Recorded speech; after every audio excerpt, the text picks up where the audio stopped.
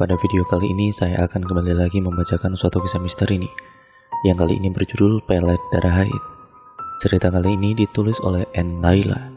Nantinya kalian juga bisa mengunjungi tweet beliau secara langsung, dan juga akun Twitter secara langsung untuk kalian bisa melihat seluruh karya-karya beliau ya teman-teman.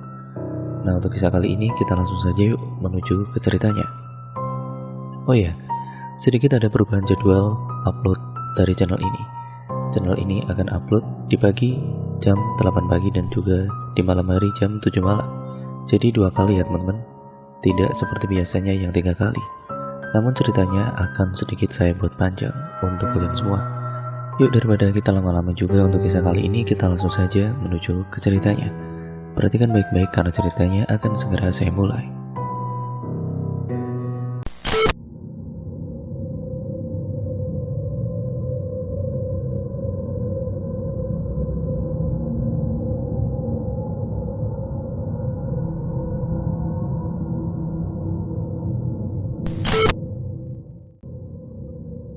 Cinta ditolak, dukun bertindak. Mungkin cara ini sering dilakukan oleh beberapa orang yang mengalami patah hati. Sally adalah seorang gadis yang berusia 23 tahun. Dia bekerja di sebuah pabrik pembuatan makanan ringan yang ada di kota. Dia merantau sejak 1 tahun yang lalu. Sally sebelumnya di kampung bersama orang tuanya. Sebelumnya Sally menganggur di rumah dan hanya membantu ibunya yang berjualan warung makan di rumahnya.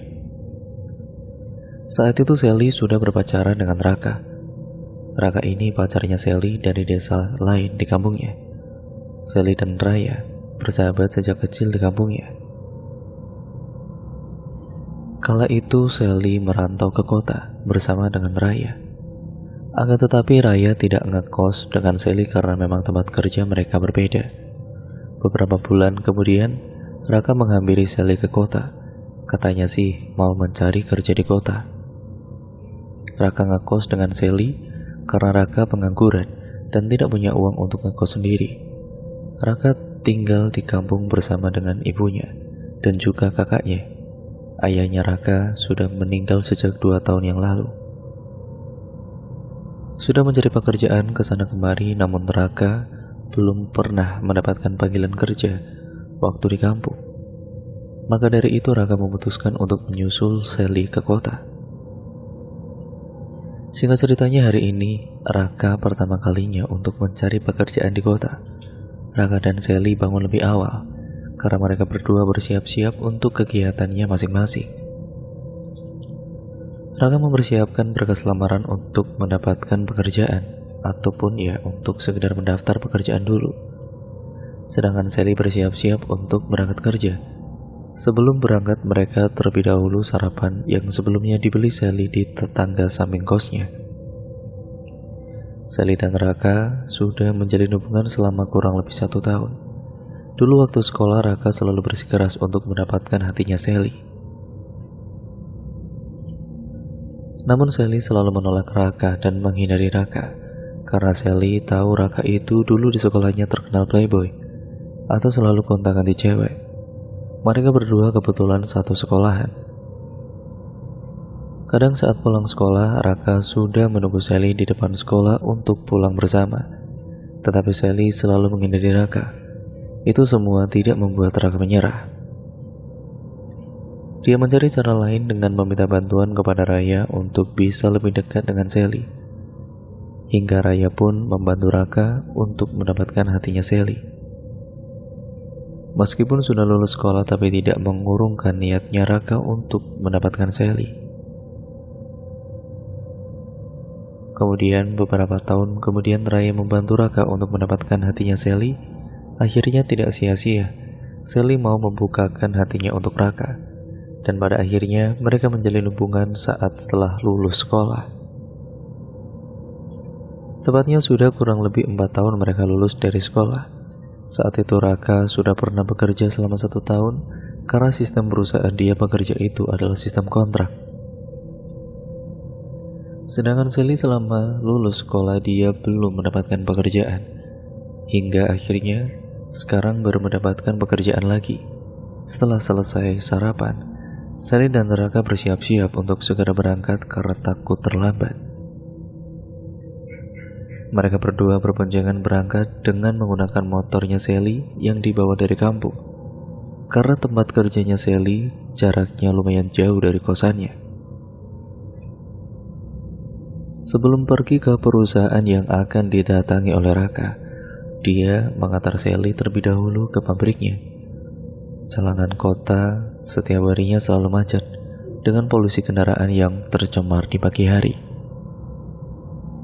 Untungnya Sally dan Raka naik motor jadi lebih mudah untuk menyalip saat macet. Karena kalau menggunakan angkutan umum, pasti mereka akan terlambat. Setelah beberapa menit di perjalanan, akhirnya mereka sampai juga di pabriknya Sally. Sally melepaskan helmnya yang masih menempel di kepalanya, dan kemudian berpamitan dengan pujaan hatinya yaitu Raka. "Aku masuk ke dalam dulu ya, kamu hati-hati di jalan, semoga lancar ya, semangat," ucap Sally. "Iya, kamu juga semangat," jawab Raka. Mereka saling tatap dan menebar senyumannya yang manis. Sally bergegas masuk ke dalam pabriknya, dan Raka segera pergi untuk melamar pekerjaan. Raka sudah berpakaian rapi dengan menggunakan kemeja berwarna putih dan celana hitam serta bersepatu. Tidak lupa dia membawa tas ransel yang di dalamnya sudah terdapat berkas-berkas untuk melamar pekerjaan. Singkat ceritanya, Raka pulang lebih awal ke kosannya Sally, karena dia hanya meletakkan berkas lamarannya saja. Hari mulai sore, dia mendapat telepon dari Sally. "Halo Raka?" "Iya, kenapa Sel?" "Cepet jemput aku sudah keluar pabrik nih," ucap Sally. Iya bentar tunggu, 10 menit lagi aku sampai kok," jawabnya. Raka yang sendiri tadi sedang rebahan langsung terbangun dan bersiap-siap untuk menjemput Sally. Namun sialnya dia di jalan terjebak macet, membuat Raka sedikit terlambat untuk sampai di pabriknya Sally. Ternyata ada kecelakaan di jalan depan dia lewat itu. Setelah beberapa menit kemudian, akhirnya Raka sampai juga di tempatnya Sally. Terlihat Sally sedang duduk sendirian di depan halte pabriknya, karena telah menunggu Raka lama. Pabriknya juga sudah lumayan sepi, sebagian karyawannya sudah pulang sejak tadi. "Maaf ya Sel, terlambat tadi macet." "Macet kenapa emangnya?" tanya Sally. "Tadi ada kecelakaan di jalan." Namun Sally memasang raut wajah cemberut kepada Raka, karena dia kesal sudah menunggu Raka lama selama setengah jam. Raka mulai menghidupkan motornya kembali dan memakaikan helm untuk Sally. Sally duduk di belakang Raka dengan mulut terkunci tanpa berbicara sepatah kata pun. "Sel, kamu lapar gak? Ayo makan," ucapnya, namun Sally tidak menjawab pertanyaan dari Raka ini. Sampai pada akhirnya Raka menghentikan motornya di taman pinggir jalan. "Sel, udah dong, gak usah marah-marah gitu. Ayo makan, kamu maunya makan apa?" tanya Raka. "Bakso aja deh," jawabnya. "Nah gitu dong, jawab, jangan diem aja," kata Raka. Mereka kemudian turun dari motornya dan memesan bakso yang ada di taman. "Mas, pesan baksonya 2, sama es teh manisnya 2 ya mas," ucap Raka. "Oh iya mas, silakan ditunggu dulu, nanti saya antar," jawab penjual bakso. Raka dan juga Sally mencari bangku yang terlihat masih kosong. Mereka duduk di bangku yang menghadap ke arah danau, karena memang taman itu bersampingan dengan danau. Banyak orang-orang yang nongkrong di taman itu saat sore hari bahkan sampai malam hari, karena pemandangan taman disertai dengan danau itu sangat indah dilihat dengan mata memandang. Apalagi saat sore hari, matahari dari ufuk barat mulai menenggelamkan sinarnya dengan warna jingga yang indah. Pancaran sinarnya yang memancar di dalam danau. Keduanya saling bercengkrama dengan menikmati keindahan senja di sore hari. "Oh iya, tadi gimana kerjaan kamu?" tanya Raka. "Alhamdulillah lancar." "Kamu sendiri gimana tadi siang?" "Aku tadi cuma meletakkan berkas saja di beberapa perusahaan," jawab Raka. "Lah terus belum ada psikotes?" "Belum, kan belum tahu nanti dipanggil atau tidak. Kalau dipanggil ya baru aku psikotes," jawabnya.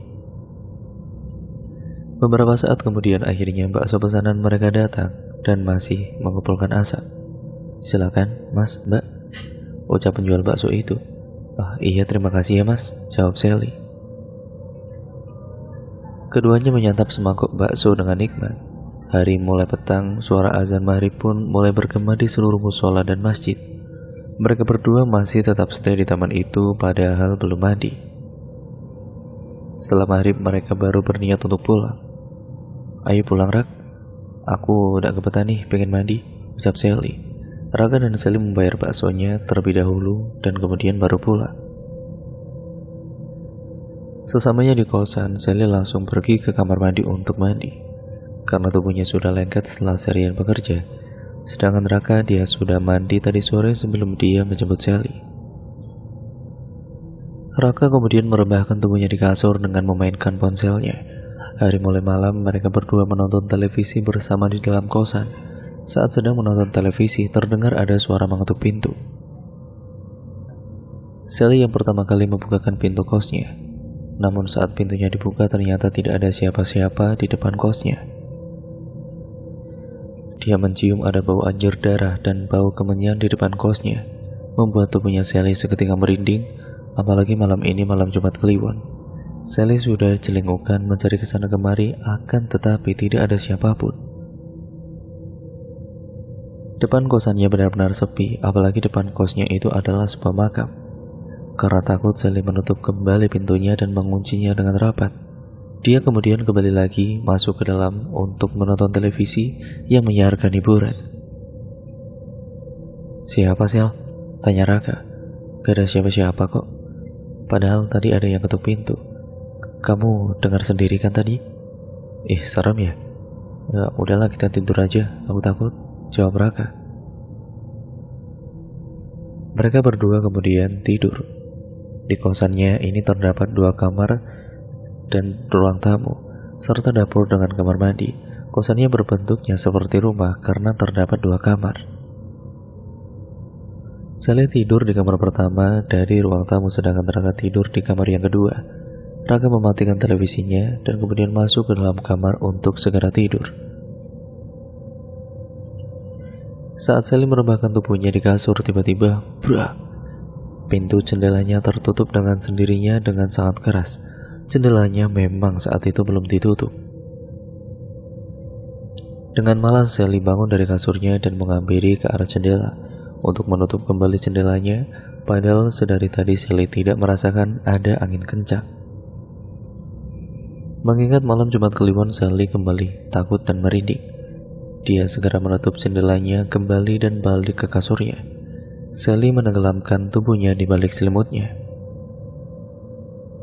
Singkat ceritanya, keesokan paginya tubuhnya merasa tidak enak badan. Akan tetapi Sally tetap ngeyel untuk berangkat bekerja. Sally masih menenggelamkan tubuhnya di balik selimut dengan keadaan menggigil. "Sel, kamu tidak usah berangkat ya. Masih sakit gini kok," ucap Raka. "Belikan aku obat, aku mau berangkat," jawab Sally. Raka pergi ke warung untuk membelikan obat buat Sally serta membeli sarapan di dekat kosannya. Beberapa saat kemudian Raka datang dengan membawa obat dan sarapan, sedangkan Sally dia sedang mencuci wajahnya. Dia tidak mandi karena tubuhnya terasa dingin kalau terkena air. Wajahnya memucat dan terlihat lesu dan tidak memungkinkan untuk berangkat bekerja. "Ini Sel, sarapan dulu terus minum obatnya," ucap Raka.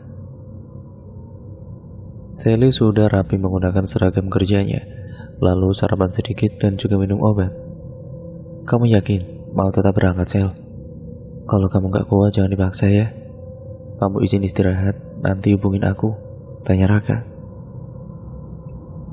Sally menganggukkan kepalanya pertanda kalau dia mengiyakan pertanyaan dari Raka.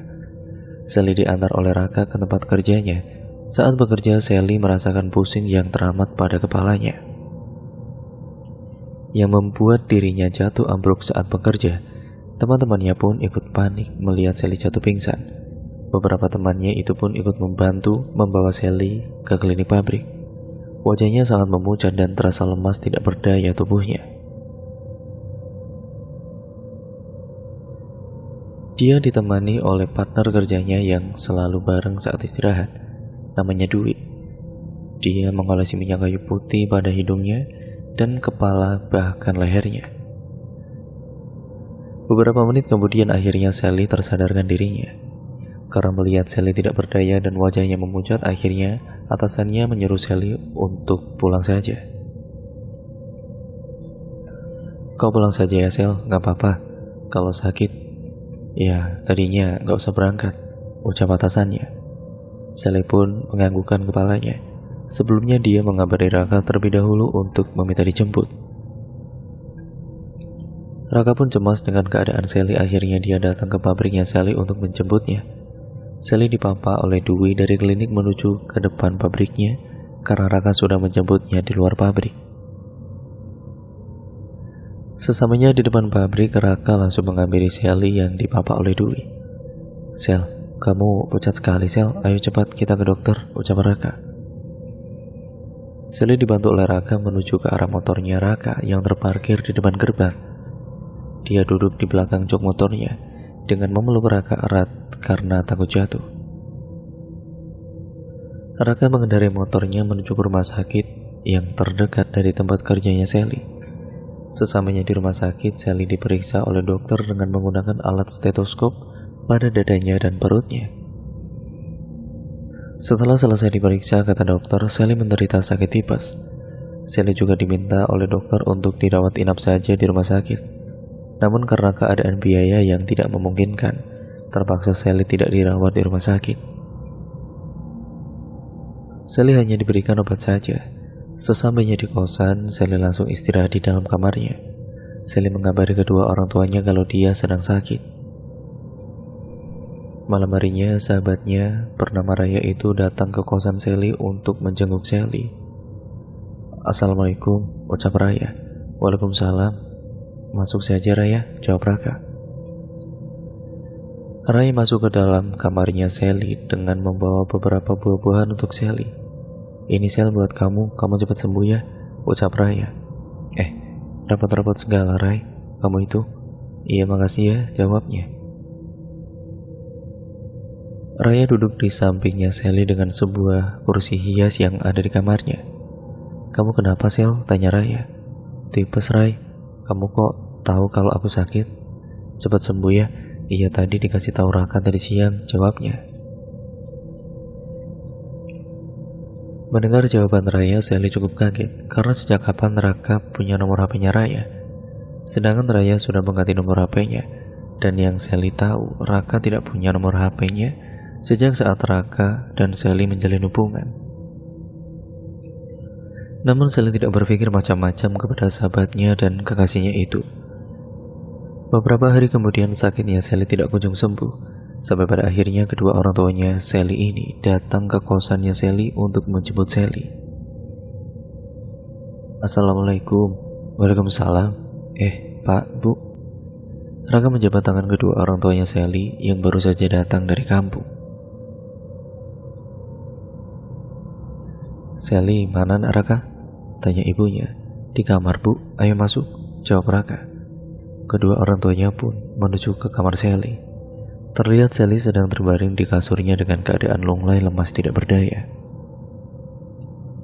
Sally, kamu itu sakit apa nak? Tanya ibunya. Tipes Bu. Sebenarnya dokter menyarankan untuk dirawat Bu, tapi kan tidak ada biaya untuk menginap, timbal Raka.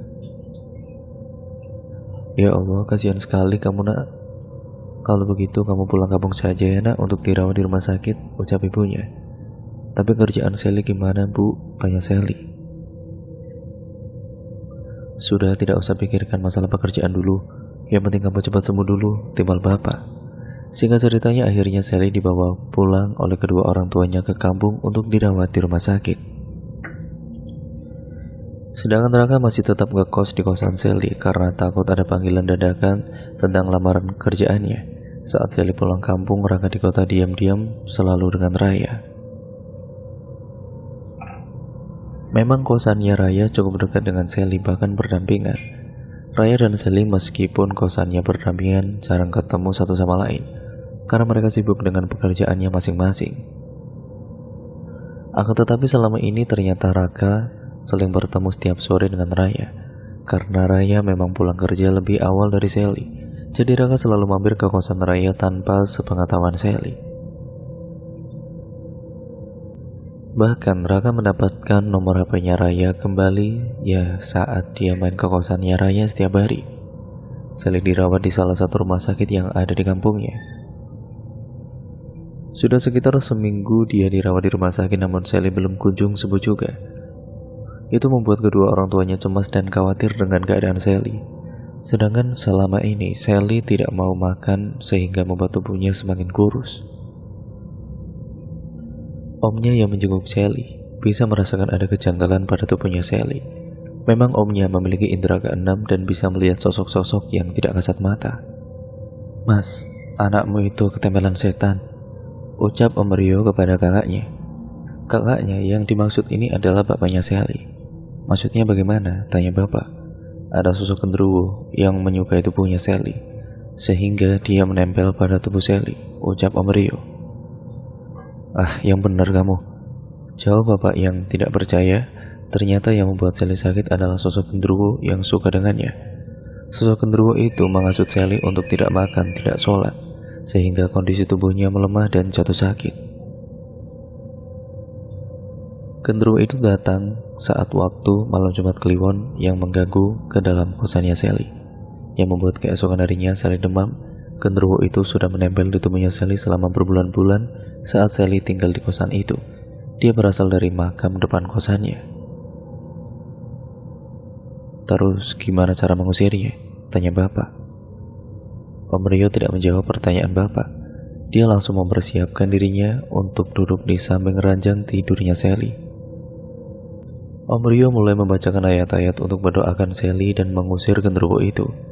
Dia membacakan doa di hadapan Sally dengan memegangi sebotol aqua. Dengan terus membacakan doa-doa Om Rio, tiba-tiba saja tubuhnya Sally memberontak. Dia kesurupan sosok genderuwo itu. "Jangan ganggu aku," ucapnya. Namun Om Rio tetap fokus untuk membacakan doa-doa. Tubuhnya Sally terus memberontak seakan dia akan kabur dari ruangan itu. Sally dipegangi oleh kedua orang tuanya dengan erat supaya tidak kabur. Beberapa menit setelah dibacakan doa, botol air minum itu diberikan kepada Sally untuk diminumnya. Sally meneguk air putih dengan perlahan-lahan. Sisanya Om Rio cipratkan kepada mukanya Sally, dan alhamdulillah Sally sembuh kembali. Dia sudah sehat dan bisa beraktivitas seperti sedia kala. Sally kembali ke kota dengan diantarkan oleh kedua orang tuanya. Kebetulan hari ini adalah hari Minggu. Sesamanya di kosan, Raka kaget melihat kedatangan Sally dan kedua orang tuanya. Saat itu, Raka sedang berduaan di dalam kosan Sally, sehingga Raka mulai panik dan bingung harus menjawab apa kepada mereka. "Ngapain kalian berduaan di kosan aku?" tanya Sally. "Tenang Sel, ini tidak seperti yang kamu lihat," ucap Raka. "Iya, aku cuma nanya aja," jawabnya. Ternyata Sally tidak marah kepada keduanya. Bapak ibunya pun tidak marah. "Iya, aku bosan di kosan sendirian, jadi aku minta ditemenin Raya. Apalagi kan ini hari libur, jadi Raya di rumah," jawab Raka terbata-bata. "Oh gitu ya, ya udah, aku masuk ke kamar dulu, mau istirahat," kata Sally. Kedua orang tuanya langsung pulang ke kampung karena masih ada urusan di rumahnya. "Ya sudah, ibu bapak pulang dulu ya Sel. Kamu hati-hati di sini. Jangan lupa beribadah supaya tidak diganggu lagi," ucap ibunya. "Iya bu, makasih ya bu. Bapak ibu hati-hati di jalan," jawabnya. Raka mengantarkan kedua orang tuanya Sally ke depan rumahnya. "Kamu jagain Sally ya Raka?" ucap ibunya. "Iya bu, pasti bu," jawab Raka dengan menjabat tangan ibu bapaknya. Sedangkan Raya menemani Sally di kamarnya. "Kamu sudah sembuh Sel?" tanya Raya. "Iya, alhamdulillah sudah." Raka tiba-tiba datang mengambil keduanya dalam kamar. "Sel, sebenarnya kamu itu kenapa?" tanya Raka. "Aku ditempeli sosok genderuwo di depan makam. Dia suka sama aku," kata Om Rio, jelasnya. Mendengar ucapan Sally membuat Raya dan Raka terkejut. Singkat ceritanya, hari itu ataupun hari berikutnya, Sally sudah mulai berangkat kerja kembali karena merasa sudah sembuh. Dia juga tidak enak kepada atasan karena sudah izin selama seminggu lebih. "Kamu mau berangkat, Sel?" "Iyalah, kan aku sudah lama tidak masuk kerja. Lagian aku sudah sembuh juga," jawabnya. "Ya udah, nanti aku antar kamu ya," ucap Raka. Sally menganggukkan kepalanya saat sedang menyantap makanan di pagi hari. Setelah selesai sarapan, Sally bersiap-siap untuk segera berangkat ke pabrik. Rasa rindunya sudah seminggu lebih dia tidak masuk kerja. Dwi, teman kerjanya, terkejut melihat Sally sudah kembali berangkat bekerja. Sel, kamu sudah sembuh?" tanya Dwi. "Iya udah, aku kan kangen sama kamu," ucap Sally. "Syukurlah kalau gitu. Aku juga kangen loh sama kamu. Aku gak ada temannya kalau istirahat," jawab Dwi. Sally menjawab dengan senyuman manisnya. Dia bersemangat sekali kerjanya, karena ini pertama kalinya dia berangkat kerja setelah sakit. Akhir-akhir ini, Sally merasa aneh kepada Raka dan Raya, apalagi sikap Raka yang mulai berubah kepada Sally. Entah mengapa saat di kosan, Raka jarang sekali berbincang dengan Sally, padahal biasanya selalu nonton TV bareng. Akan tetapi untuk sekarang tidak. Dia lebih sering di kamarnya dan sibuk dengan ponselnya. Sally sempat mendengar dari kamarnya kalau Raka sedang ketawa-tawa sendiri di kamarnya. Karena penasaran, Sally pun mengintip Raka dari pintu kamarnya yang sedikit terbuka. Dia melihat kalau Raka sedang memegangi ponselnya dengan senyum-senyum, terkadang ketawa sendiri seperti orang yang sedang baru jatuh cinta. Terdengar suara ketukan pintu dan Sally segera membukakan pintu kosannya.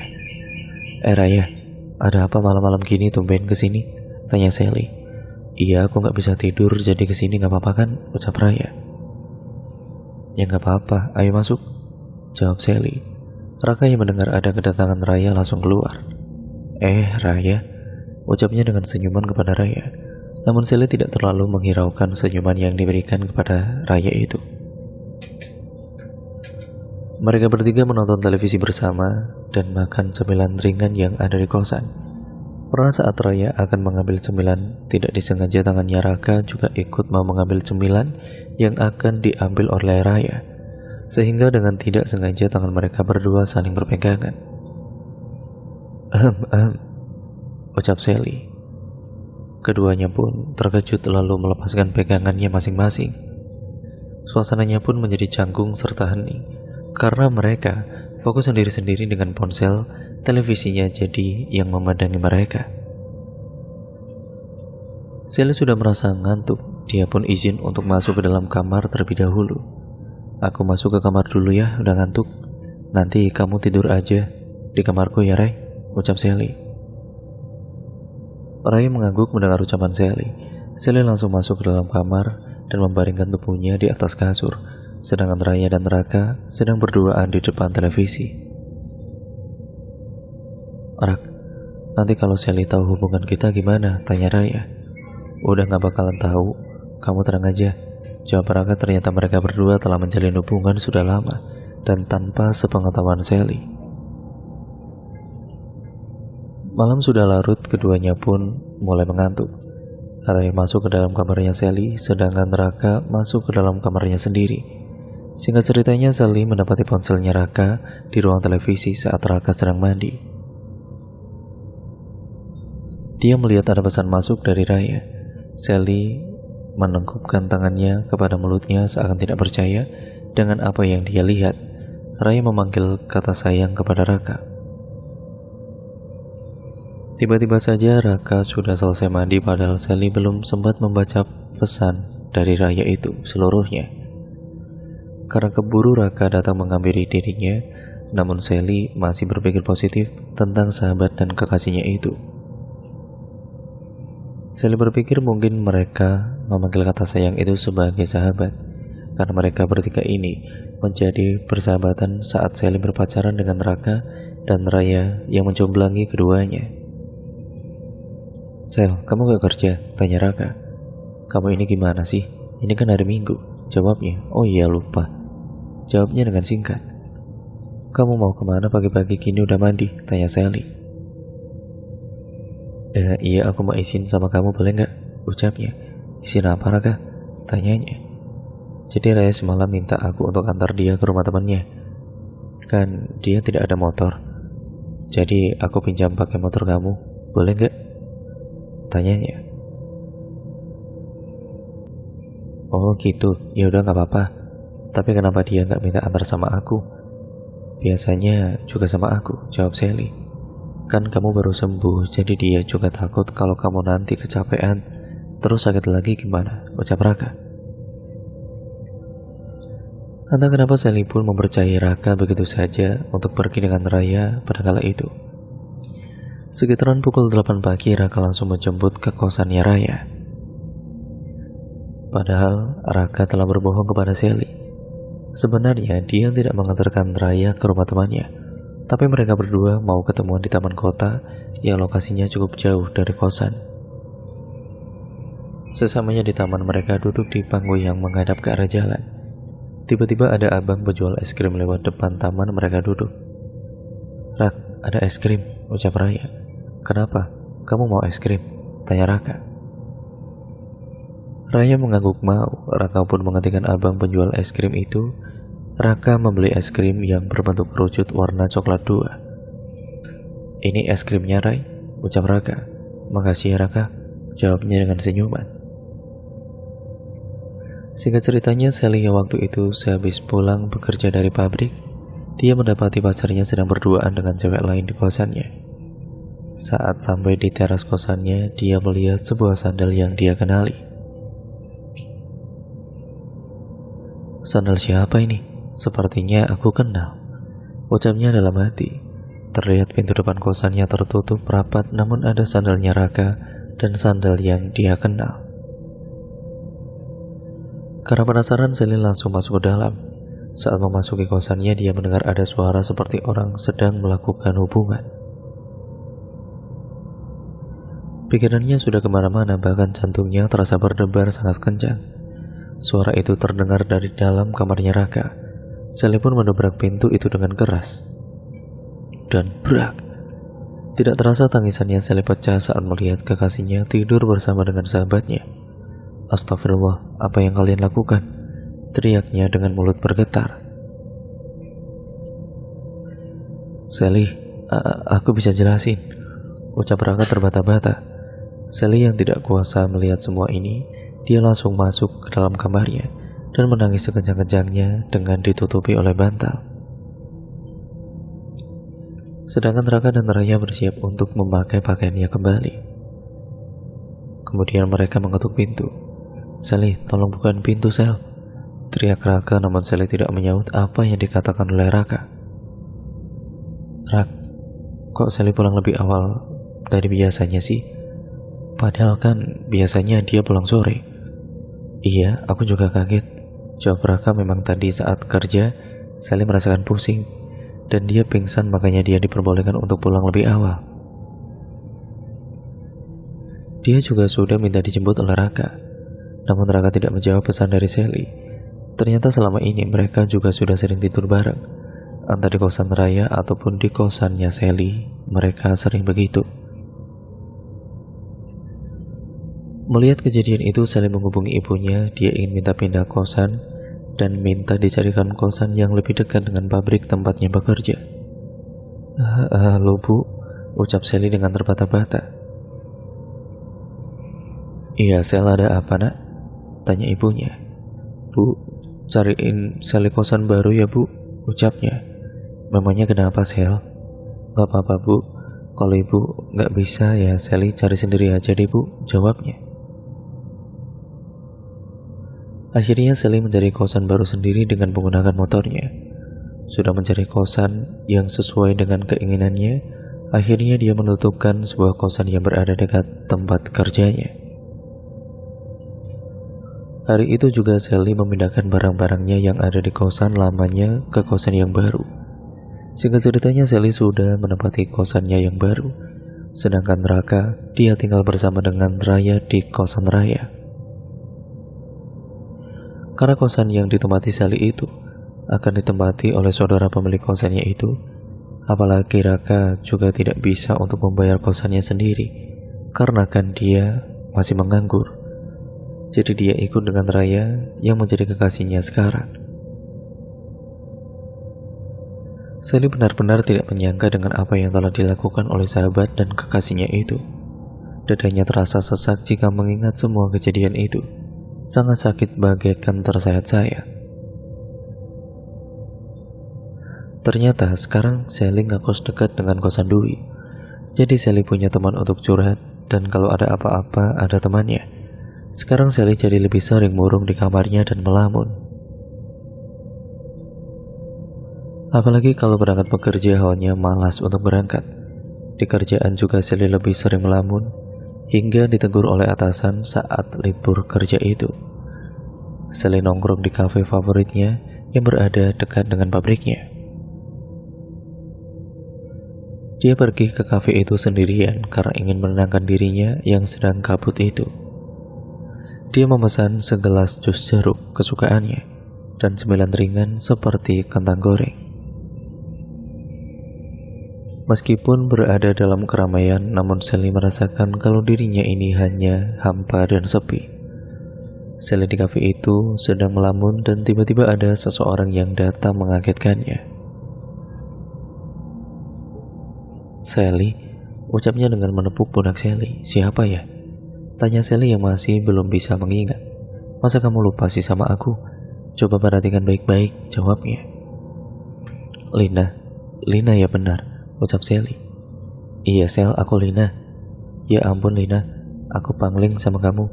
Sini duduk, kita udah lama gak ketemu ya, timbal Sally. Lina ini adalah dulunya teman sebangkunya Sally. Sewaktu mereka duduk di bangku SMP. Memang banyak perubahan pada diri Lina. Sekarang dia jauh lebih cantik, membuat Sally pangling. Kamu ngapain sendirian di kafe? Ngelamun lagi, ucap Lina. Iya nih, galau aku, jawabnya, dan hari gini masih galau-galau aja, ucapnya, dan Sally pun menceritakan semuanya yang terjadi pada dirinya kepada Lina. Memang sejak dulu Lina merupakan temannya yang dipercaya, jadi dia berani untuk menceritakan semua yang dialami oleh Sally kepada Lina. Jadi aku diselingkuhi pacar aku, Lin. Selingkuhannya sahabat aku sendiri. Kamu tahu kan Raya? Dia tidur bareng sama Raka di kosan aku, Lin. Mereka mengkhianatiku, jelasnya. Raka yang pengangguran itu? Iya Lin, jawabnya dengan singkat. Mendengar ceritanya dari Sally membuat Lina ikut tersulut emosinya. Karena Raka pengangguran, semua hidupnya sudah dibiayai oleh Sally. Tapi dia tidak bersyukur, malah mengkhianati dan menyakiti temannya tanpa berpikir terlebih dahulu. Kurang ajar sekali mereka, Sel. Kamu gak boleh diam aja begini, Sel, ucap Lina. Iya Lin, aku juga ingin balas dendam kepada mereka untuk menebus rasa sakit hatiku ini. Ya sudah, ayo ikut aku bantu kamu, ucapnya. Sally hanya mengikuti saja apa yang dikatakan oleh Lina. Mereka naik mobil Lina untuk pergi ke suatu tempat yang letaknya berada di pelosok. Perjalanan mereka sekitar 1 jam dengan melewati perhutanan dan perkebunan teh di kiri dan kanan jalan yang mereka lewati. Kita mau kemana sih, Lin? Tanyanya Sally. Kita mau pergi ke dukun, jawabnya. Dukun? Iya dukun. Dukun ini bisa membantu kamu. Dulu juga aku membalas sakit hatiku kepada mantanku dan dia sekarang gila, jawabnya. Mendengar apa yang dikatakan oleh Lina, Sally sedikit takut dengan apa yang dilakukannya. Namun rasa takutnya itu sudah terkalahkan oleh dendam dan sakit hatinya yang ada di dalam hati. Setelah 1 jam perjalanan, akhirnya mereka berdua sampai di sebuah rumah gubuk yang berada di tengah hutan. Rumah itu berdiri sendiri di tengah hutan tanpa ada rumah lain yang berada di samping kirinya ataupun kanannya. Keduanya pun turun dari dalam mobil. Langkah Sally sedikit terbata-bata karena takut masuk ke dalam rumah itu. Rumahnya terlihat tidak terurus dan angker, apalagi terdengar suara hewan-hewan yang ada di tengah hutan itu. Assalamualaikum. Waalaikumsalam. Silakan masuk, ucap madukun itu. Aku sudah mengerti apa maksud kedatangan kalian ke sini, tambahnya. Sally pun kaget mendengar apa yang dikatakan oleh madukun itu. Iya mbah, bantu teman aku ini mbah, dia sakit hati mbah, ucap Lina. Kamu bisa pelet laki-laki itu, ucap madukun. Pelet? Tanya Sally kaget. Iya pelet, kamu bisa menggunakan pelet darah haid, jawab madukun.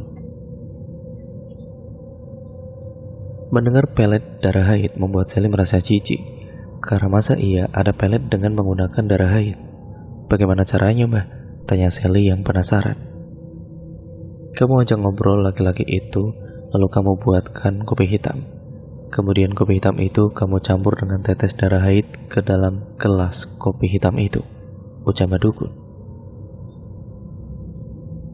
Darah haid yang kamu teteskan pada gelas itu pun harus darah haid hari pertama kamu, jangan darah haid hari yang kedua atau seterusnya, tambah madukun.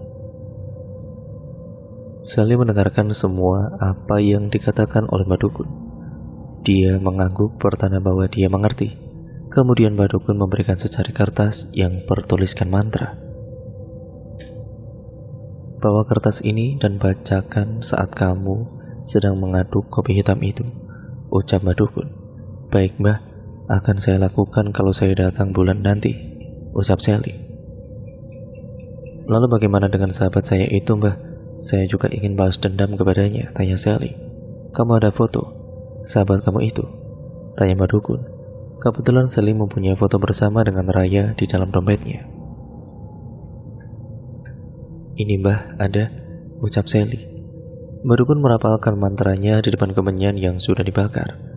Foto Raya sahabatnya Sally itu diikat dengan sebuah boneka pocongan. Lalu fotonya Raya itu ditusuk-tusuk dengan menggunakan jarum-jarum tajam.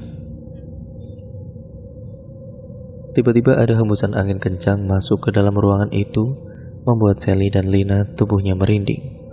Sebuah kain hitam yang menempel di dinding itu pun bergerak-gerak dengan sendirinya. Ruangan itu tiba-tiba bau anyir darah seperti bangkai. Keduanya menutup hidungnya masing-masing karena tidak kuat mencium aroma itu yang menyeruak hidungnya. Lin, aku takut Lin, ucap Sally berbisik di telinga Lina. Iya sama, aku juga takut, merinding.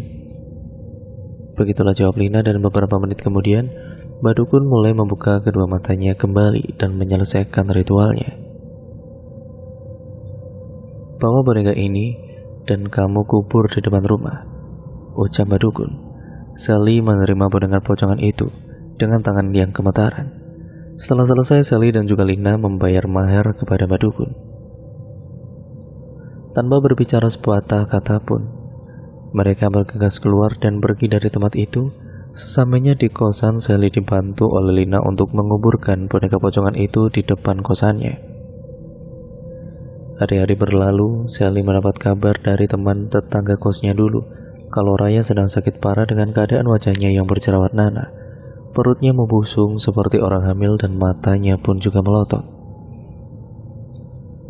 Hingga pada akhirnya Raya meninggal dunia, dan saat sedang dimandikan jenazahnya Raya, semua jerawat nanah yang ada di wajahnya itu seketika menghilang dan wajahnya kembali mulus. Bahkan perutnya pun mengecil dengan sendirinya.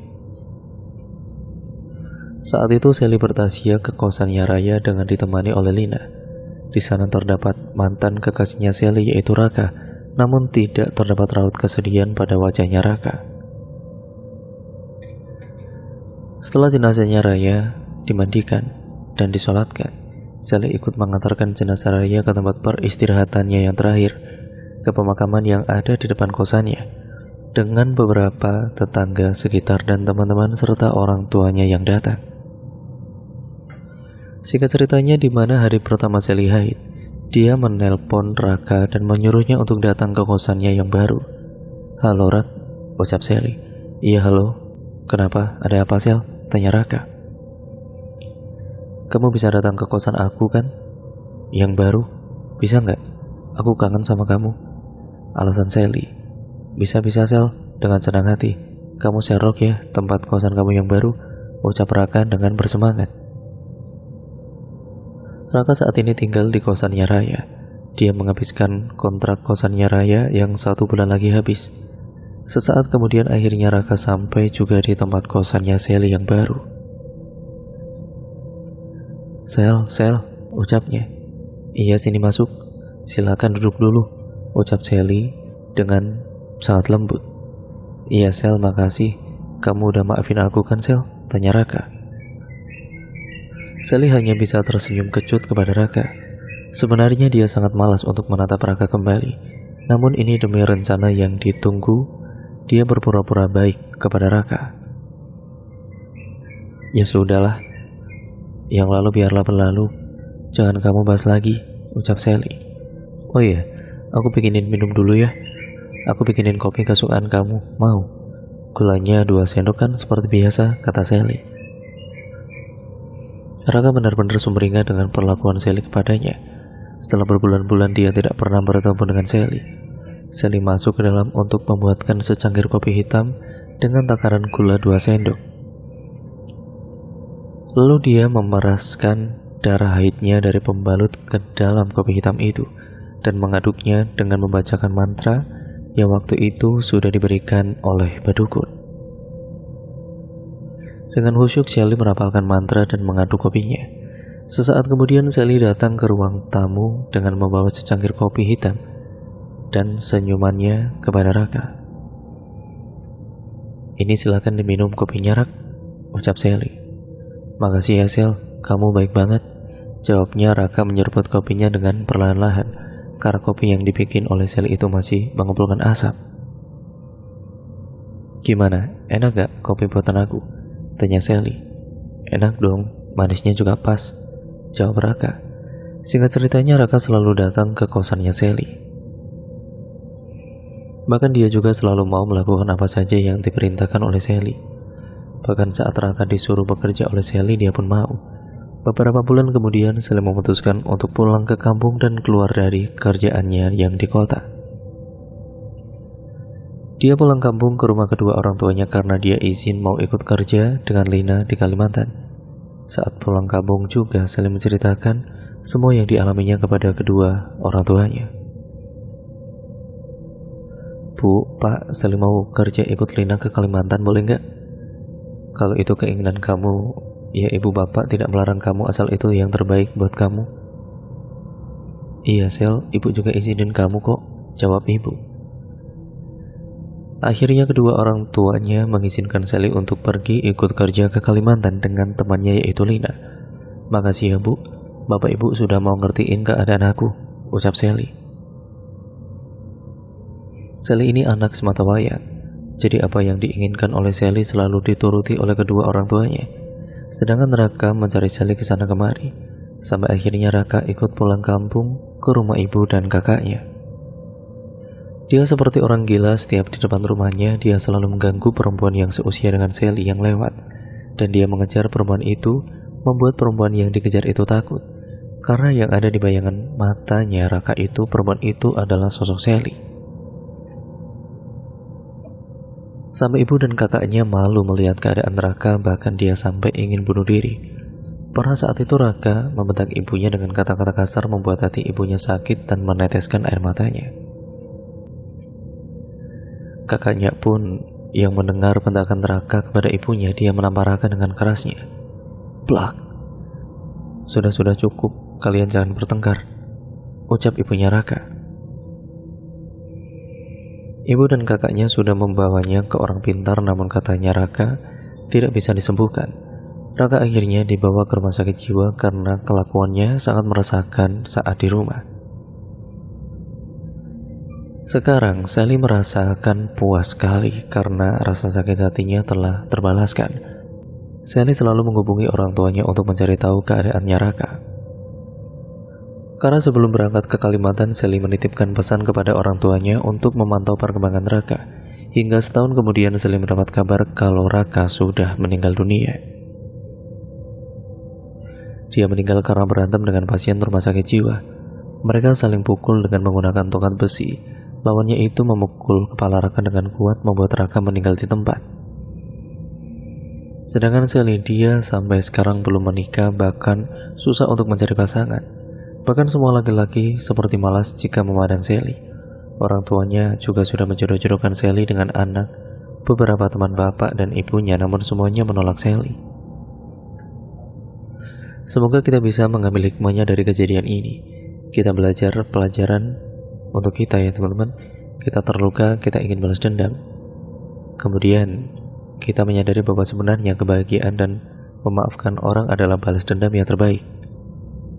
Jadi jangan balas dendam kepada orang yang sudah berbuat jahat atau bahkan menyakiti hati kita. Biarkan saja karma yang membalaskan semua rasa sakit hati kita. Dan cerita pun akhirnya selesai sampai di sini ya teman-teman. Terima kasih untuk kalian semua yang sudah menyimak video kali ini. Jangan lupa like, comment, dan share video kali ini. Jangan lupa tetap terus dukung channel ini ya teman-teman. Kurang lebihnya mohon maaf. Mungkin ada banyak salah kata ataupun narasi saya mungkin kurang jelas atau terlalu cepat. Saya mohon maaf yang sebesar-besarnya. Untuk kalian yang belum subscribe channel ini, nyalakan tombol lonceng notifikasinya agar kalian tidak ketinggalan video terbaru selanjutnya dari channel ini. Sekian dan terima kasih. Sampai berjumpa di video terbaru selanjutnya ya teman-teman. Wassalamualaikum warahmatullahi wabarakatuh.